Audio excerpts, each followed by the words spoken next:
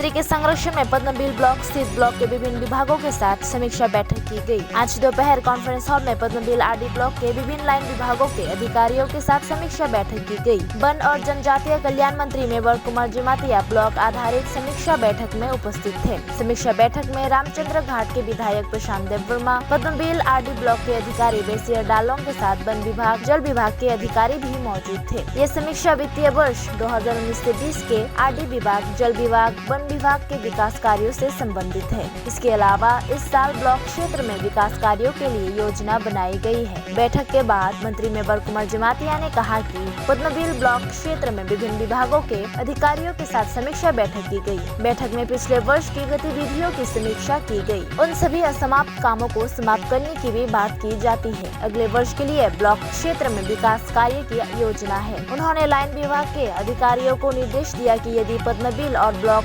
क्षेत्र में विकास कार्यों में कोई बाधा है तो कानूनी कार्यवाही करें। पुलिस